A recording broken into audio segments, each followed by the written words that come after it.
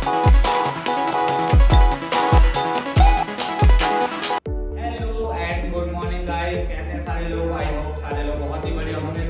की ये वीडियो होने वाली है एक स्पेशल। इस वीडियो में क्वेश्चन एंड आंसर रहने वाले हैं कैट से रिलेटेड। कैट क्या है, कैट को में हमें क्या चीज करनी रहेगी, जॉब कैसे मिलेगी, कितने टाइप का कैट होता है, कंप्यूटर डिजाइन से रिलेटेड जो भी इंफॉर्मेशन आप लोगों को चाहिए तो वो कहीं नहीं मिलेगी, आपको यहीं मिलेगी। क्योंकि आज की वीडियो में क्वेश्चन रहने वाले हैं मेरे और आंसर देंगे हमारे सर। तो पूरी यूट्यूब फैमिली से मैं यही कहना चाहूँगा, सारे लोग वीडियो के साथ पूरा बने रहना।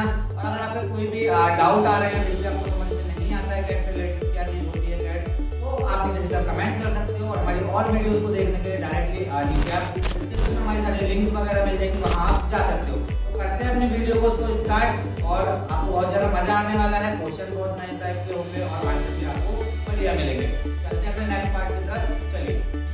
तो वेलकम है आप सारे लोगों का हमारे चैनल पर। तो जैसे कि आप देख पा रहे हैं हमारे साथ में सयाज सर हैं। तो सर कुछ बताइए कैट के बारे में, क्या होता है कैट हमारी यूट्यूब फैमिली को। जी देखिए, कैट बेसिकली एक ऐसा मेथड है जिसके अंदर हम कंप्यूटर का इस्तेमाल करते हैं डिज़ाइनिंग करने के लिए या ड्राफ्टिंग करने के लिए, ठीक है। तो डिज़ाइन से रिलेटेड जितने भी सॉफ्टवेयर को आप देखते होंगे वो सारे सॉफ्टवेयर कैट कहलाते हैं। तो कैट कोई सिंगल टर्म नहीं है, बल्कि कैट को आप एक तरीके से मान सकते हैं ग्रुप है वो सॉफ्टवेयर का, जिसमें हम सारे उन सॉफ्टवेयर को इंक्लूड करते हैं जो डिजाइनिंग करते हैं, ड्राफ्टिंग करते हैं, चाहे वो किसी फील्ड का हो, चाहे वो मैकेनिकल से हो, सिविल से हो, इलेक्ट्रिकल से हो, इलेक्ट्रॉनिक्स से हो, सारे के सारे फील्ड्स के अंदर आज डिजाइन का अच्छा स्कोप देखा जा रहा है। तो बेसिकली कैट कोई एक सिंगल चीज नहीं है, बल्कि एक सॉफ्टवेयर का ग्रुप है जिसके अंदर सारे सॉफ्टवेयर वही इंक्लूड किए जाते हैं जो डिजाइनिंग के लिए इस्तेमाल होते हैं। ठीक सर, जैसे आपने अभी बताया डिजाइनिंग और ड्राफ्टिंग, तो मतलब ड्राफ्टिंग और डिजाइनिंग में मतलब क्या डिफरेंस हो सकता है? देखिए, बेसिकली आपने देखा होगा कि जब भी कोई चीज कोई कंपनी फॉर्म करती है या उसका प्रोडक्शन करना चाहती है, तो सबसे पहले वो उसका एक लेआउट तैयार कराते हैं, ठीक है। उस लेआउट में उसकी कुछ बेसिक इन्फॉर्मेशन और उसके सारे प्रोजेक्शन को ऐड किया जाता है, जिससे कोई भी जो मैन्युफैक्चरर होता है उसको समझने में उसको आसानी होती है कि मैं इसको इस तरीके से बना सकता हूँ। तो जो प्रारंभिक ये कह सकते हैं जो प्राइमरी स्केच होती हैं, जिस पर प्रॉपर डायमेंशन डिटेल का काम किया जाए, वो आपकी ड्राफ्टिंग होती है। एंड ड्राफ्टिंग के बाद जो प्रोसेस किया जाता है, जिसके अंदर हम इसे रियलिस्टिक व्यू में लाते हैं, या एक तरीके से कह सकते हैं इसकी 3D बॉडी या डमी तैयार की जाती है, वो डिजाइनिंग का एक सेक्टर होता है, ठीक है। इसके अंदर आप एनालिसिस से लेकर के मैन्युफैक्चरिंग तक सारा प्रोसेस कर सकते हैं, वो आपका डिजाइनिंग कहलाता है।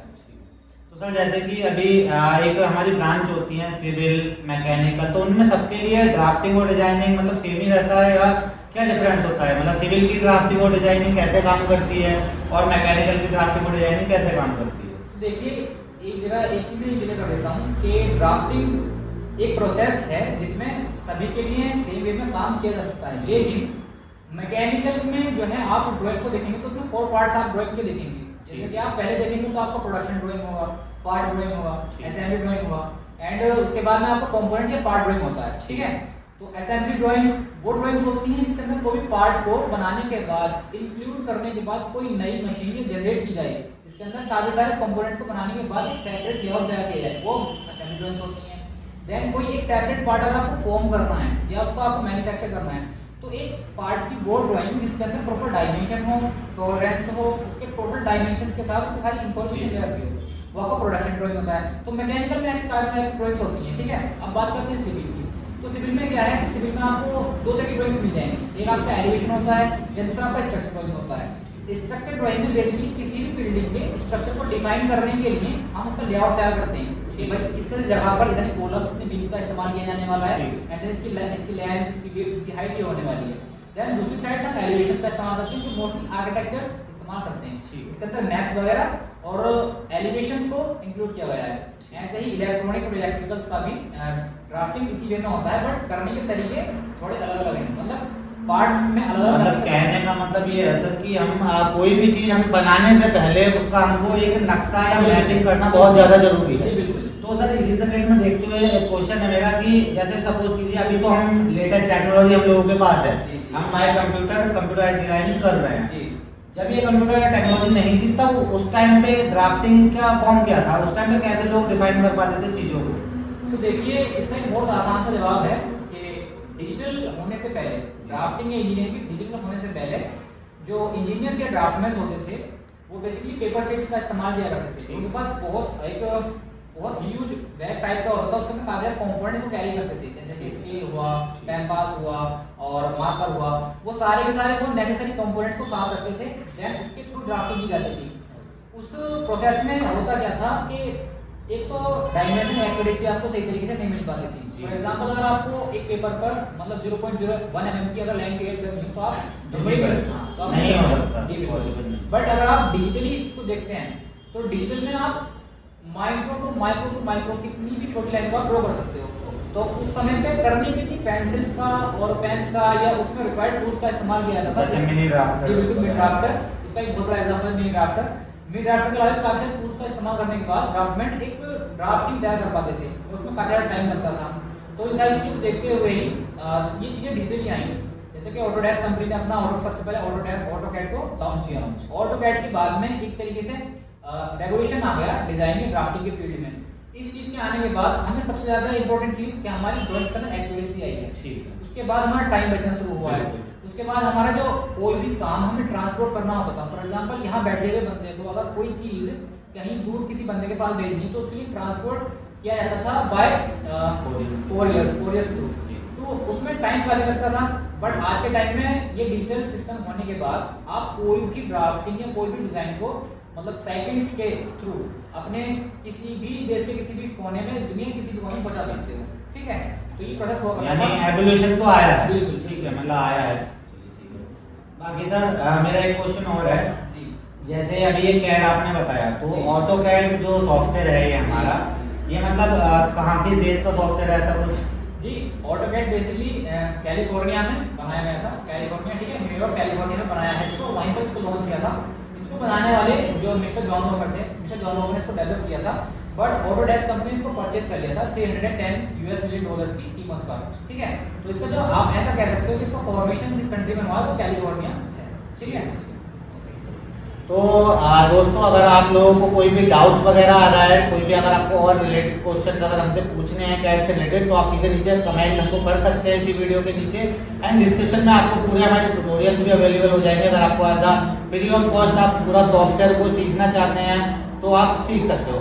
सर एक क्वेश्चन और है, जैसे अभी हम ये सॉफ्टवेयर वगैरह करने के बाद में क्या जॉब वगैरह भी बहुत ही ईजी है मिलना, या इसके लिए और कुछ भी करना होगा हमें सॉफ्टवेयर के साथ? देखिए इसमें दो टर्म्स आते हैं, टेक्निकल और नॉन टेक्निकल। बेसिकली कोई भी कंपनी होती है, कोई भी मैन्युफैक्चरिंग इंडस्ट्री है, वो किसी भी बंदे को तभी हायर करती है जब उसके अंदर वो रिक्वायरमेंट उसको दिख रही हो। फॉर एग्जांपल कोई भी बंदा अगर टेक्निकल है तो उसके पास एक टैग होगा टेक्निकल का। टेक्निकल के साथ अगर आपके पास कैड सॉफ्टवेयर का एक डिप्लोमा या कोई सर्टिफिकेट है तो आप आसानी से रिक्वायर्ड किए जा सकते हैं काम के लिए। बट वही नॉन टेक्निकल को थोड़ी रोल बढ़ी, मैं ये नहीं कहता कि नहीं मिलेगी, बट थोड़ी रोल बढ़ेगी क्योंकि टेक्निकल चीज़ों को समझने के लिए नॉन टेक्निकल बंदे को टाइम लगता है। जी बिल्कुल। ठीक है, तो इस टाइप का आप कह सकते हो तो जो हर किसी के लिए अवेलेबल है, बट आपके नॉलेज पर डिपेंड करता है कि आप चीज़ों को कितना मतलब जितना अच्छे से आप चीजों को एक्सेप्ट कर पाते हैं तो जॉब इजी है मिलना, आप ले सकते हो जॉब सॉफ्टवेयर को करके। सब कुछ प्रैक्टिकली कुछ आप दिखा सकते हैं इसमें। जैसे कि मैकेनिकल में अगर आप देखें तो कुछ इस टाइप की आपको ड्राइंग्स मिल जाएंगी। ठीक है, इस टाइप की आपको ड्राइंग देखने के लिए मिल जाएंगी। बेसिकली ये सारे ड्राइंग्स पार्ट ड्राइंग के अंदर आती हैं, ये हमारी पार्ट ड्राइंग है, बट आप इसे प्रोडक्शन ड्राइंग नहीं कह सकते। इसकी वजह है क्योंकि इसके अंदर प्रॉपर वे में कोई डिटेल्स को मेंशन नहीं किया गया है। ठीक है, तो इस टाइप से सबसे पहला जो काम किया जाता है किसी भी चीज़ को कंपोनेंट क्रिएट करने के लिए वो आप ड्राफ्टिंग करते हैं, जो ये पार्ट शो करा रहा है। ठीक है, इसके अंदर से कुछ इंपॉर्टेंट डिटेल्स को शो किया गया है, इनकी डायमेंशन कि आपको किस तरीके से बनाना है। फिर उसके बाद यहाँ पर इसका आइसोमेट्रिक 3D व्यू दिखाया गया है, इसके अंदर आप ये देख पा रहे हो कि बनने के बाद कैसा लगेगा। ठीक है सर 3D के लिए भी ऑटोकैड ही यूज किया जाता है क्या? जी, बेसिकली अगर आप देखें तो कुछ बेसिक चीज़ों तक आप 3D ऑटोकैड इस्तेमाल कर सकते हो। मीन्स आप ऑटोकैड में 3D कर सकते हो बट प्रॉपर वे में मॉडलिंग नहीं कर सकते। इसका कारण ये है कि अगर आपने फॉर एग्जांपल कोई चीज़ क्रिएट करनी है और आपको बाद में आपके क्लाइंट ने कहा कि भैया मुझे इसमें चेंजिंग चाहिए, तो आप वो चेंज नहीं कर सकते, आपको रिव्यू बनाना पड़ेगा आपको। मतलब पूरा प्रोसेस हमको स्टार्टिंग से करना है। तो इस चीज़ के लिए अलग सॉफ्टवेयर आते हैं, जैसे कि आपका मैकेनिकल में इस्तेमाल होने वाला जो फेमस सॉफ्टवेयर है वो आपका सॉलिडवर्क्स है। सॉलिडवर्क्स। हाँ, देन उसके बाद हायर कंपनी जो प्रेफर करती है वो आपका क्रियो कैड वगैरह है। एंड देन उसके बाद सिविल ब्रांच या आर्किटेक्चर ब्रांच के अंदर भी काफ़ी मॉडलिंग टूल्स या काफ़ी मॉडलिंग सॉफ्टवेयर का इस्तेमाल किया जाता है। ठीक है, तो बेसिकली इन जैसे सॉफ्टवेयर, इन जैसे कंपोनेंट्स को क्रिएट करने के लिए हम सॉलिडवर्क्स का इस्तेमाल करते हैं, बट ड्राफ्टिंग में मोस्टली हम इस्तेमाल करते हैं ऑटोकैड। जी बिल्कुल। ठीक है। ठीक है। तो ये एक एग्जाम्पल था आपका कि मैकेनिकल ड्राफ्टिंग या ड्राइंग कैसे होती है देखना है। सिविल का भी होगा जी बिल्कुल सिविल का भी है। एक मिनट। सो जैसे कि आप देख पा रहे हो ये एक हाउस का एक घर का नक्शा दिया हुआ है, प्लान दिया हुआ है। इसके अंदर आप मेंशंस देख पा रहे हो सारी चीजें, इसका हाइट टोटल कितना है, इसका टोटल विड्थ कितना है, इसका लेंथ कितना है, देन उसके बाद इसमें किचन का साइज कितना रहने वाला है। तो ये सारी की सारी चीजें मेंशन करने के बाद जब हम एक प्लान को बाहर निकालते हैं तब वो आपका काम आएगा, आप किसी काम करने के लिए। और देन ये चीज क्रिएट करने के लिए आप बेसिकली इस्तेमाल करोगे ही ऑटोकैड का। AutoCAD is to drafting software, ठीक है। तो ये एक टाइप का आपका आर्किटेक्चर ड्राइंग है, ठीक है। सिविल नहीं कह सकते, सिविल में आपका क्या बोलते हैं फाउंडेशंस क्रिएट की जाती हैं, स्ट्रक्चरल वगैरह की जाती हैं। तो ये आर्किटेक्चर प्लान आपके काफी काम आएंगे अगर आप ऑटोकैड को सीख लेते हैं। और देन इसको करने के बाद आप किसी भी आर्किटेक्चर इंडस्ट्री में आसानी से जॉब पा सकते हैं एंड अच्छे पैसे अर्न कर सकते हैं, ठीक है। बाकी सर के द्वारा बताई गई इन्फॉर्मेशन अगर आप लोगों को अच्छी लग रही हो तो आप वीडियो को हमारा लाइक कर सकते हैं एंड चैनल पर अगर आप नए हैं तो चैनल को सब्सक्राइब भी कर सकते हैं। और ऐसे ही आपको काफ़ी ज़्यादा ट्यूटोरियल्स की वीडियो में मिलेंगी। ये हमारा फर्स्ट Q&A है, इसके बाद में और भी आपको रिलेटेड मिलेंगे। तो बाकी सर और कुछ थोड़ा सा बताइए, मतलब आज कैड में और कितने टाइप के सॉफ्टवेयर आते हैं, इसका प्रोसीजर क्या रहता है पूरा फर्स्ट स्टेप से लेकर लास्ट स्टेप तक, एज अ सिविल या फिर एज अ मैकेनिक। तो देखिए अगर मैं बात करता हूँ मैकेनिकल में, तो मैकेनिकल में मोस्टली जो चीज़ें इस्तेमाल की जाती है वो प्रोडक्ट मॉडलिंग की जाती है, ठीक है। ज़्यादातर चीज़ें प्रोडक्ट के थ्रू ही की जाती हैं। तो प्रोडक्ट को जनरेट या प्रोडक्ट को मैन्युफैक्चर करने के लिए जो प्रोसेस इस्तेमाल किया जाता है उसको हम PLM बोलते हैं, product life cycle management. Product life cycle management. Product life cycle management के अंदर आपको स्टार्टिंग में जो फर्स्ट स्टेप मिलेगा वो आपको ड्राफ्टिंग का मिलेगा, या कह सकते हैं एक क्यू आइडिया का। जब किसी बंदे के दिमाग में कोई आइडिया आएगा तभी तो उसको ड्राफ्ट करेगा। देन ड्राफ्टिंग के बाद उसका जो नेक्स्ट स्टेप बनता है वो होता है आपका मोल्डिंग। मोल्डिंग में हम जान लेते हैं कि हमारा प्रोडक्ट रियली में कैसा दिखेगा एंड वो वर्क कैसे करेगा, ठीक है। इसके लिए मैं आपको बता दूं कि अच्छा सॉफ्टवेयर आपको अगर प्रेफर करना है तो आप सॉलिडवर्क्स को कर सकते हो। बट अगर आप हायर मैकेनिकल इंजीनियरिंग से आप रिलेट रखते हो और आपने अच्छा डिप्लोमा या डिग्री वगैरह ले रखी है मैकेनिकल से, तो आप क्लियर कैटिया को प्रेफर कर सकते हो। तो बेसिकली प्रोडक्ट मॉडलिंग में सॉलिडवर्क्स का इस्तेमाल करेंगे। देन मॉडलिंग के बाद अगला प्रोसेस आपका आता है एनालिसिस का। एनालिसिस के बाद आप ये बता पाओगे कि आपका प्रोडक्ट कितना स्टेबल है, वो कितना लाइफ टाइम रहेगा एंड उसमें कोई डैमेज, कोई भविष्य में कोई इसमें कोई खराबी तो नहीं आएगी वगैरह वगैरह। ये सारा एनालिसिस ओवरऑल टेस्टिंग की जाएगी। जी टेस्टिंग के बाद देन आपका अगला प्रोसेस आता है मैन्युफैक्चरिंग का।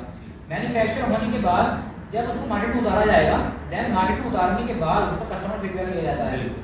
जब हमें लगता है या कंपनी को लगता है कि इस प्रोडक्ट में कोई कमी बताई गई या कोई डिफॉल्ट आया है, कुछ फॉल्ट आया है इसके अंदर, तो उस चीज़ को हम रिमूव करते हैं, उसको चेंज करते हैं। देन फिर वही प्रोसेस दोबारा किया जाता है, drafting, modelling, then analysis, manufacturing and फिर कस्टमर जी। ये प्रोसेस होता है मैकेनिकल के लिए।